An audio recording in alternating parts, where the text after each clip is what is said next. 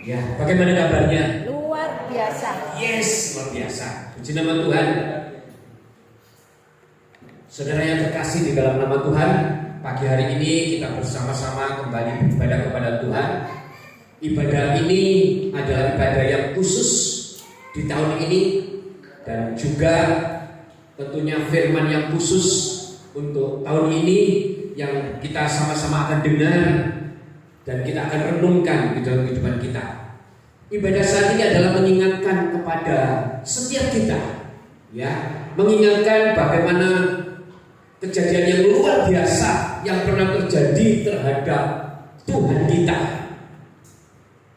Ya, peristiwa yang pernah terjadi dan saya katakan dahsyat ini mengubah segalanya, Bapak Ibu yang kasih Tuhan. Bahkan di dalam setiap hidup kita merubah segalanya, ya, di mana Allah yang Maha Kuasa rela mengorbankan dirinya untuk menebus dosa manusia. Ya, manusia yang seharusnya menanggung dosa, ya, yang harusnya menanggung perbuatannya sendiri, oleh Allah dirubah. Sebab semua dosa Dia sudah tanggung. Semua dosa sudah Yesus tanggung. Dia menjadikan dirinya sebagai tumbal untuk setiap dosa-dosa yang kita lakukan. Karya penebusan atas setiap hidup kita di atas kayu salib. Ya. Oleh sebab itu saya katakan firman yang akan saudara dengar adalah firman tentang salib. Ini merupakan firman yang dahsyat yang harus kita renungkan, Bapak Ibu kasih Tuhan. Tuhan Yesus mengingatkan kita untuk mengingat akan pengorbanan yang sudah Tuhan lakukan untuk semua yang percaya kepada Dia, dan mereka disebut sebagai anak-anak Allah, yaitu saudara dan saya. Oleh sebab itu pagi hari ini kita akan bersama-sama buka di dalam 1 Korintus 1 ayat ke-18. Ya, ini merupakan ayat yang sering kita dengar dan kita akan perdengarkan kembali pagi hari ini untuk setiap kita. Ya, 1 Korintus 1 ayat 18, demikian firman Tuhan.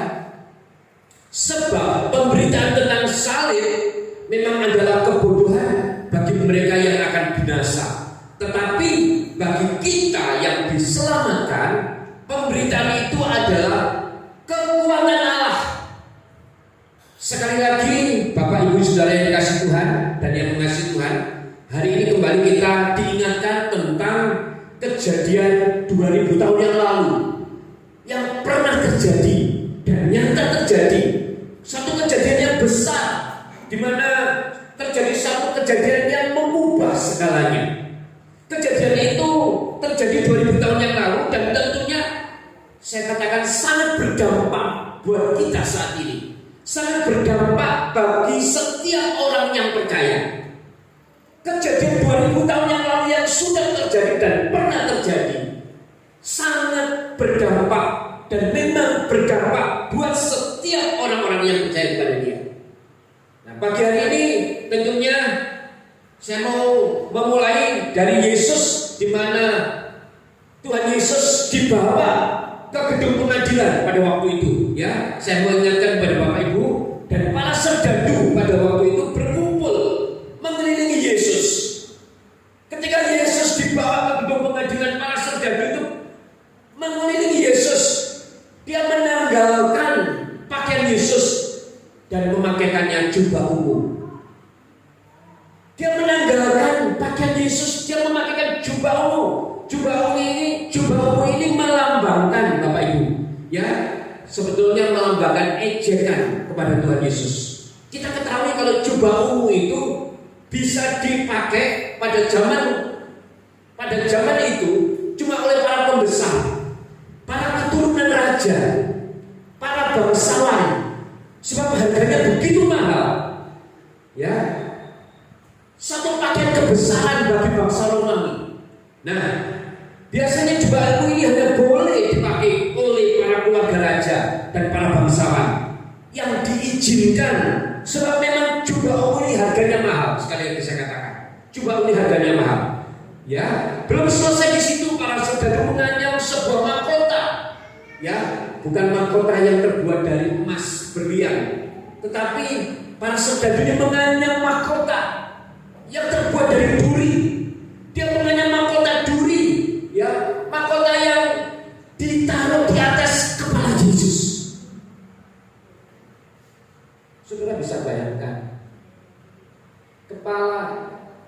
Tuhan kita yang adalah manusia saat itu diberikan mahkota, tapi bukan mahkota yang selainnya dia dapat. Diberikan mahkota duri. Satu hal yang sangat menyakitkan yang terjadi kepada Tuhan kita. Dan mahkota duri sesungguhnya adalah melambangkan penderitaan. Dia yang tidak bersalah menderita, diberikan mahkota duri di atas kepalanya, ditaruh mahkota duri yang melambangkan penderitaannya ditumpahkan kepada Yesus. Yang seharusnya kita ini kejadian 2000 tahun yang lalu. Bukan cuma itu. Mereka mengolok-olok, bahkan meludah Yesus, memukul dengan buluh. Buluh itu semacam seperti bambu yang kalau sekarang mungkin tongkat kebesaran dari seorang pemimpin, dipukulkan kepada Yesus.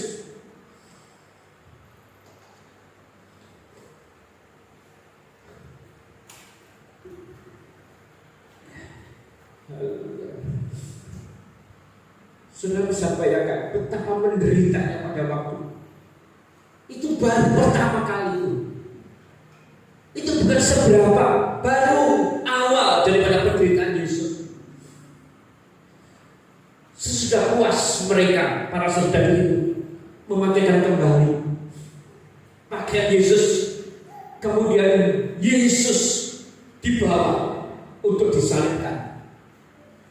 Disinilah juga terjadi satu penderitaan yang luar biasa. Mari Bapak Ibu kita baca di dalam Lukas 23 ayat 33. Ketika mereka sampai di tempat yang bernama Tengkorak, mereka menyalibkan Yesus di situ, dan juga kedua orang penjahat itu, yang seorang di sebelah kanannya dan yang lain di sebelah kirinya. Akhirnya Bapak Ibu dikasih Tuhan, sesudah mengalami penderitaan yang begitu luar biasa di dalam perjalanan memikul salib menuju Golgota, harus mengalami begitu banyak penderitaan. Tuhan Yesus akhirnya disalibkan bersama dengan kedua orang penjahat di sebelah kiri dan di sebelah kanannya. Ada satu pelajaran yang ditunjukkan oleh Tuhan kita kepada semua orang-orang yang dengan beringas ingin melukai, bahkan sudah melukai Tuhan kita, sudah melakukan hasadnya. Mereka ingin membunuh, melukai Tuhan kita. Tapi lihat apa yang Tuhan katakan. Lihat apa yang Tuhan katakan. Dia mengatakan, ya Bapa, ampunilah mereka, sebab mereka tidak tahu apa yang mereka perbuat. Dahsyat. Satu perkataan yang luar biasa yang keluar dari seorang yang berkuasa, yang maha kuasa. Ketika dihajar, ketika dipukul, ketika disiksa, yang keluar dari mulut, ampunilah mereka. Mereka tidak mengerti apa yang mereka kerjakan. Ampunilah ya Bapak. Mereka tidak mengerti apa yang mereka perbuat. Teladan ini adalah teladan yang sempurna buat setiap kita pagi hari ini. Ya, Tuhan Yesus sudah buat satu teladan yang luar biasa buat setiap kita. Oleh sebab itu ini pelajaran buat setiap kita. Bisakah setiap kita juga mengatakan hal yang sama? Ya, mengampuni mereka yang sudah menyakiti, melukai, bahkan mungkin memfitnah kita. Bisakah saudara mengatakan ampunilah Tuhan mereka? Mereka tidak mengerti apa yang mereka berbuat. Bisakah saudara mengatakan itu? Walaupun saudara mungkin sudah dihakimi, walaupun saudara mungkin sudah difitnah, bisakah kita mengatakan seperti itu? Sulit memang saya katakan. Tetapi sesungguhnya ketika saudara bisa mengatakan ampunilah dia yang sudah melukai, menyakiti, menfitnah, ampuni Tuhan, ampuni dia, maka sesungguhnya saya mau katakan saudara sudah melepaskan hak saudara kepada Tuhan. Melepaskan apa yang sudah menjadi hak saudara, diserahkan kepada Tuhan. Apa yang menjadi hak saudara yang dunia katakan, kalau engkau disakiti wajar engkau membalas, kalau engkau dilukai wajar engkau membalas.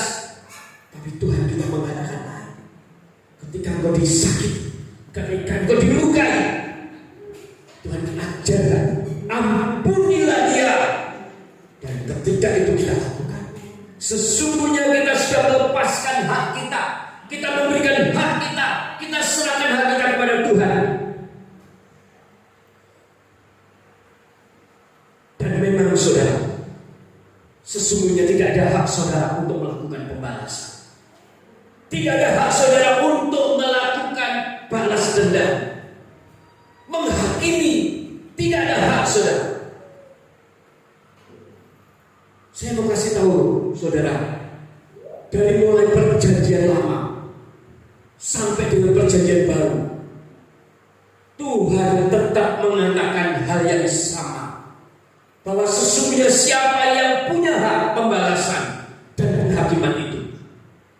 Dari perjanjian lama sampai perjanjian baru, tidak satu pun hak kita untuk melakukan pembalasan. Bahkan Tuhan mengatakan di dalam perjanjian lama dan perjanjian baru, bahwa hak untuk membalas dan menghakimi itu adalah hak daripada dia. Kita lihat di dalam Yeremia. Saya mau melompat sebentar. Yeremia 11 ayat 20. Ini mau saya supaya kita mengingat semua bagaimana seharusnya kita bersikap ketika kita disakiti orang. Ya, Yeremia 11 ayat 20. Tetapi Tuhan semesta alam yang menghakimi dengan adil, yang menguji batin dan hati, biarlah aku melihat pembalasanmu terhadap mereka, sebab kepadamu lah ku serahkan perkara. Pagi hari ini apapun yang menjadi perkara kita, maukah saudara melepaskannya untuk diserahkan kepada Tuhan? Maukah saudara melepaskan hak saudara untuk tidak membalas, bahkan tidak menghakimi? Kita serahkan kepada Tuhan. Seperti yang Yeremia lakukan, ku serahkan semua perkaraku kepadamu Tuhan. Jika disakiti kita, jika difitnah kita, apa yang kita harus lakukan? Yang kita lakukan cuma kita berdoa, seperti yang dilakukan oleh Yeremia. Di perjanjian baru juga dengan tegas mengatakan, ya, kita lihat di dalam Roma 12 ayat 19. Roma 12 ayat 19 mengatakan, saudara-saudaraku yang kekasih, janganlah kamu sendiri menuntut pembalasan, tetapi berilah tempat kepada murka Allah, sebab ada tertulis, pembalasan itu adalah hakku, akulah yang akan menuntut pembalasan, firman Tuhan. Amin saudara. Lepaskan hak itu kepada Tuhan. Lepaskan. Memang sulit, tapi kita mau belajar seperti yang Tuhan Yesus sudah lakukan. Kita mau belajar. Selanjutnya kita balik ke Lukas 23 ayat 35 sampai ke 39. Ya. Orang banyak berdiri di situ dan melihat semuanya. Pemimpin-pemimpin mengejek Tuhan. Katanya, orang lain ia selamatkan, biarlah sekarang ia menyelamatkan dirinya sendiri. Jika ia adalah Mesias, orang yang dipilih Allah. Juga prajurit-prajurit mengolok dia. Mereka menunjukkan anggur asam kepadanya dan berkata, jika engkau adalah raja orang Yahudi, selamatkanlah dirimu. Ada juga tulisan di atas kepalanya, inilah raja orang Yahudi. Seorang dari penjahat yang digantung itu menghujat dia. Katanya, bukankah engkau adalah Kristus? Selamatkanlah dirimu dan kami. Kita berhenti di situ. Ya, orang-orang kebanyakan memang melihat dari sudut pandang secara lahiriah. Tidak bisa kita pungkiri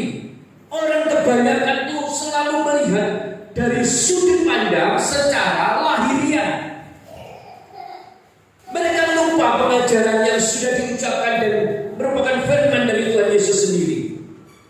Mereka selalu mengukur dari sudut pandang lahiriah.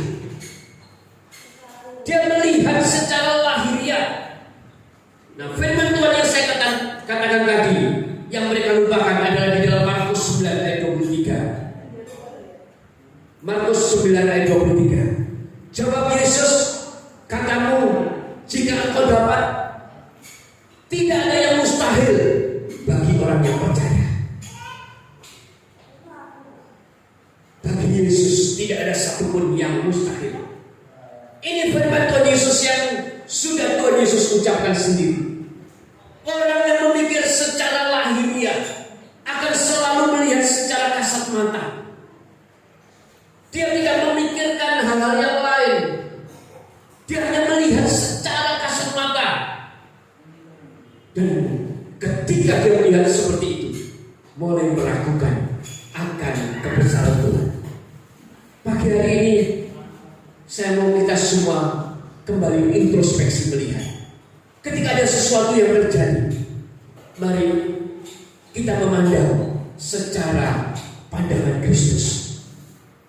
Secara lahiriah memang kita disakiti, secara lahiriah kita dilukai, secara lahiriah kita dirugikan. Tetapi kita mau lihat Tuhan tetap Maha Kuasa. Dia tetap bisa melakukan segala perkara. Bahkan saya mau ingatkan juga, ada yang sudah melihat dan merasakan, sudah menerima mujizat, sudah merasakan. Tetapi saudara, saya mau katakan, mereka masih menuntut dan memaksa Tuhan Yesus untuk melakukan mujizat lagi. Mereka menuntut untuk supaya Tuhan Yesus kembali melakukan mujizat di hadapan mereka.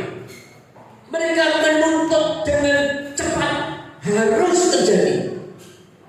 Seperti saat ini mungkin kita sudah pernah ditolong Tuhan bertahun-tahun yang lalu. Pertolongan Tuhan terjadi terus dalam hidup kita.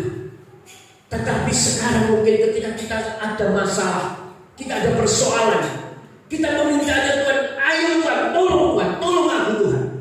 Bahkan ketika kita meminta, berdoa, sepertinya Tuhan tidak menolong, Tuhan tidak mengerjakan apa-apa, kita mulai meragukan. Kita tidak melihat bagaimana dulu Tuhan sudah mengerjakan mujizat yang dahsyat atas kita. Berkali-kali mungkin dalam hidup kita Tuhan sudah mengerjakan mujizatnya untuk kita. Tetapi ketika satu pergumulan mungkin yang terjadi dalam hidup kita, dan itu belum dijawab oleh Tuhan, itu mematahkan kita. Itu membuat kita meragukan kasih Tuhan kepada kita, bahkan meragukan kekuasaan Tuhan atas hidup kita.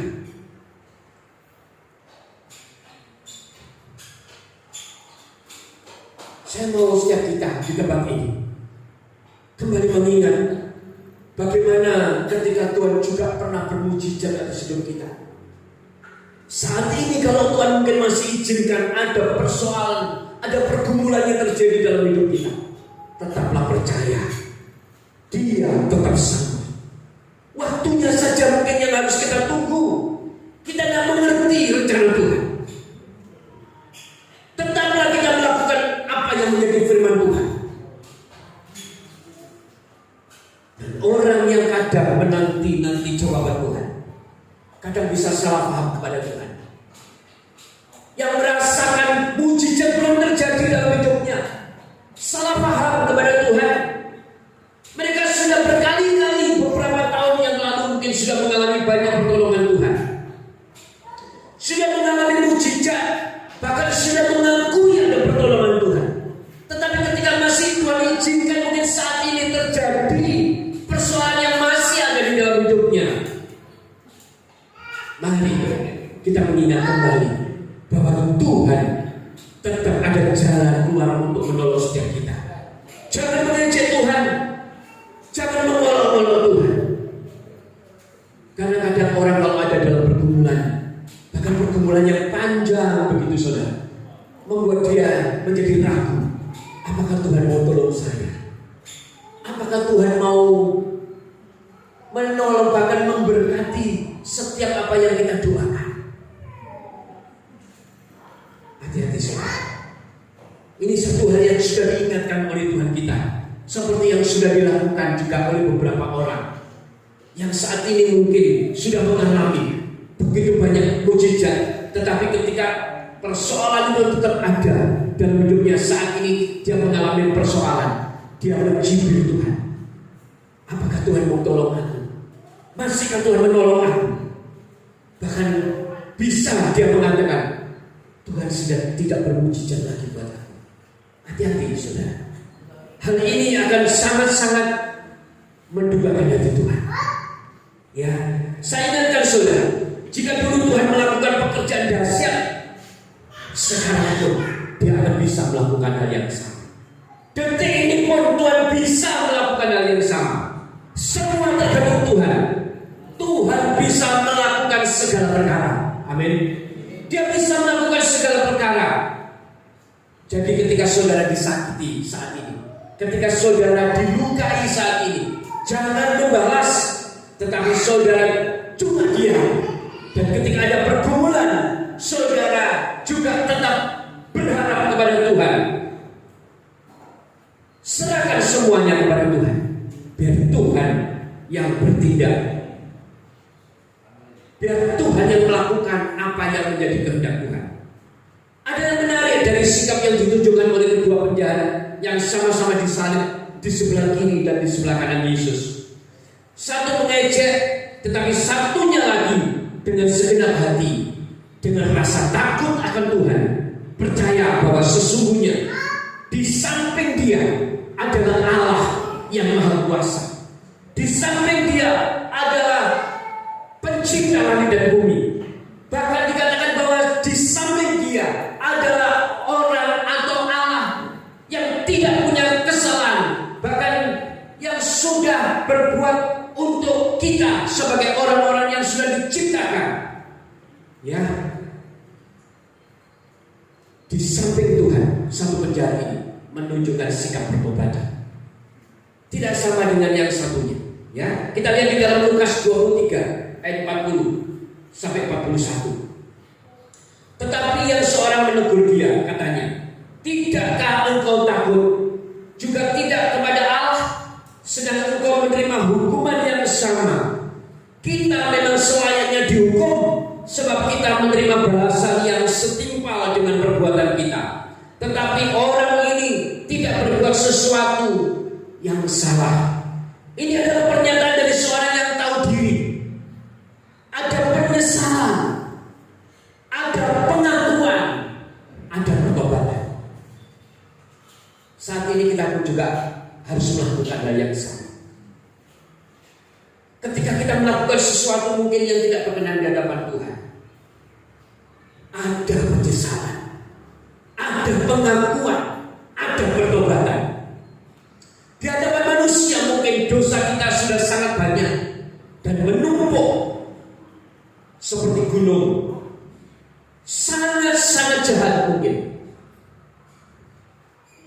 Tapi saudara, pagi hari ini dengar, ada satu pelajaran buat setiap kita, bahwa kita tidak boleh merasa kalau segala yang sudah kita lakukan, segala yang kita kerjakan yang tidak sesuai dengan kehendak Tuhan, itu tidak bisa diampuni. Karena Yesus sudah melakukannya untuk kita. Dia sudah mengampuni kita.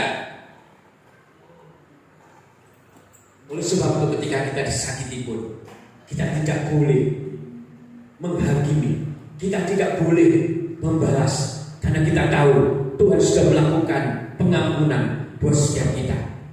Menghakimi pun juga tidak boleh. Ya, tidak boleh menghakimi dan melihat orang lain seolah-olah dosanya, kelakuannya lebih buruk dari kita. Ya, padahal belum tentu di hadapan Allah. Kita menganggap orang lain itu berdosa, lebih berdosa dari kita, dan kita menghakimi. Padahal belum tentu di hadapan Allah kita. Ya, sebab kita lihat di dalam Matius 7 ayat ke-5, ketika kita punya sikap yang lebih sempurna daripada yang lain, ya, dikatakan seperti ini: hai orang munafik, keluarkanlah daun balok dari matamu, maka akan melihat dengan jelas untuk mengeluarkan selumbar itu dari mata saudara. Lihat saudara, apa yang Tuhan katakan buat orang yang suka menghakimi saudaranya. Munafik dikatakan, ya. Kamu punya balok di matamu, jangan melihat selumbar di mata saudara. Yang artinya penghakiman itu sebetulnya milik Tuhan, itu hak Tuhan. Jangan menghakimi. Itu bukan hak saudara. Itu bukan hak saudara untuk menjadi hakim atas sesama kita. Ya. Ini sesuatu yang harus kita kerjakan. Lukas 23 ayat 43, 42. Ya. Lalu ia berkata, Yesus, ingatlah akan aku apabila engkau datang sebagai raja. Tidak ada kata terlambat ketika kita sungguh-sungguh memohon ampun kepada Tuhan. Sudah perhatikan, ada permohonan dari hati yang paling dalam dari seorang penjahat yang sudah sangat kotor dan sangat-sangat jahat, bahkan sudah sangat layak untuk menghadapi salib, untuk menerima penghakiman salib. Tetapi penjahat ini melakukan permohonan kepada Tuhan, disampaikan kepada Tuhan Yesus, yang artinya dia melakukan pertobatan. Dan apa yang dikatakan oleh Tuhan Yesus? Ya, apa yang dilakukan oleh Tuhan Yesus? Saat ini pun mungkin saudara, ya, sudah melakukan, sudah menyakiti, sudah melukai sesama. Saya mau katakan, belum terlambat. Belum terlambat. Minta ampun. Minta ampun kepada siapa? Minta ampun kepada Tuhan. Ya, Tuhan pasti mengampuni kita. Lukas 23 ayat 43 mengatakan seperti ini. Ini yang dilakukan Tuhan ketika penjahat itu memohon ampun kepada Tuhan. Ya, Lukas 23 ayat 43. Kata Yesus kepadanya, aku berkata kepadamu, sesungguhnya hari ini juga engkau akan ada bersama-sama dengan aku di dalam Firdaus. Ya, Lukas 23 ayat yang 43 mengatakan dengan sangat jelas bahwa ternyata ya, ketika kita memohon ampun kepada Tuhan, ketika kita minta ampun kepada Tuhan, maka sesungguhnya ya Tuhan mengampuni kita. Tuhan mengampuni kita. Ya, di hadapan manusia mungkin dosa kita sudah sangat besar. Di hadapan manusia mungkin dosa kita sudah menumpuk. Ya, tetapi Tuhan katakan ketika kita memohon ampun, maka Tuhan juga mengampuni. Karya salib yang terjadi 2000 tahun yang lalu adalah buat saudara dan saya, buat semua manusia. Ya, apapun yang kita sudah lakukan, apapun yang kita sudah kerjakan, Tuhan mengampuni setiap kita. Walaupun sudah kita lakukan yang sangat-sangat luar biasa, Tuhan tetap katakan, ya, aku mengampuni engkau.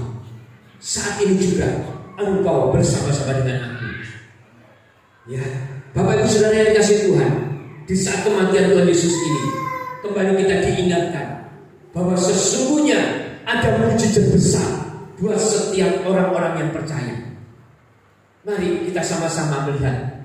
Mungkin saat kita terjepit, saat kita menderita, Tuhan juga sama ketika dia menderita, ketika dia harus menanggung penderitaan, dia masih melakukan pengampunan. Kita pun mungkin juga seperti itu saat ini. Kita mengalami penderitaan, kita mengalami kesakitan mungkin, dan Tuhan mengampuni kita. Ya, saat ini yang harus kita kerjakan, Bapak Ibu yang kasih Tuhan. Oleh sebab itu, kita mau sama-sama Bapak Ibu yang kasih Tuhan, sungguh-sungguh melihat arti daripada pengorbanan Yesus di atas kayu salib.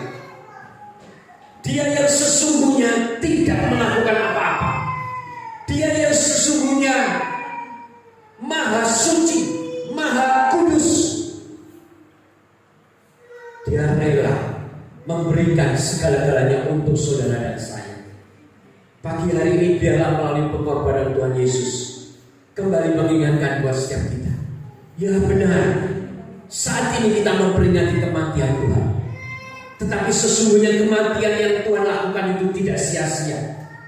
Seperti tadi yang kita sudah baca di dalam ayat yang pertama kita baca, bahwa kabar tentang salib memang merupakan satu kebodohan buat orang yang akan binasa. Tetapi bagi kita, karya salib adalah merupakan satu karya yang dahsyat, yang luar biasa, yang membuat setiap kita saat ini menjadi pribadi-pribadi yang dilayakkan untuk bisa menerima satu hal yang seharusnya kita tidak bisa terima. Karena begitu besar kasih Allah akan kita, karena begitu dahsyatnya cinta Allah kepada setiap kita. Saat ini melalui karya salib, Tuhan sudah memberikan yang terbaik untuk setiap kita. Amin. Dia sudah memberikan yang terbaik. Oleh sebab itu mari jangan meragukan apa yang Tuhan sudah kerjakan di dalam hidup kita. Salib itu menandakan bahwa sesungguhnya Tuhan begitu mengasihi kita. Salib itu menandakan bahwa sesungguhnya Dia sudah menanggung dosa Bapak Ibu Saudara dan saya. Dan salib itu sudah menandakan bahwa ada pengampunan walaupun saat menderita, ada pengampunan yang diberikan buat siapapun yang sudah melakukan kesalahan buat Tuhan Yesus. Ada pengampunan buat manusia. Oleh sebab itu pagi hari ini biarlah firman Tuhan yang sederhana ini saudara ingat-ingat di dalam pikiran kita, bahwa sesungguhnya memang benar Tuhan kita mati.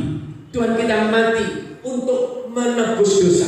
Tetapi sesungguhnya bukan mati, tetapi Dia mati karena dibunuh, tetapi Dia menyerahkan hidupnya, menyerahkan semuanya kepada Bapaknya. Oleh sebab itu pagi hari ini biarlah melalui karya salib kita kembali dikuatkan oleh Tuhan, bahwa sesungguhnya masih ada mujizat buat setiap kita, masih ada pengampunan buat setiap kita, dan masih ada Tuhan bersama dengan kita. Puji nama Tuhan. Saya tidak mau meranjang firman Tuhan. Biarlah firman Tuhan ini menjadi kekuatan buat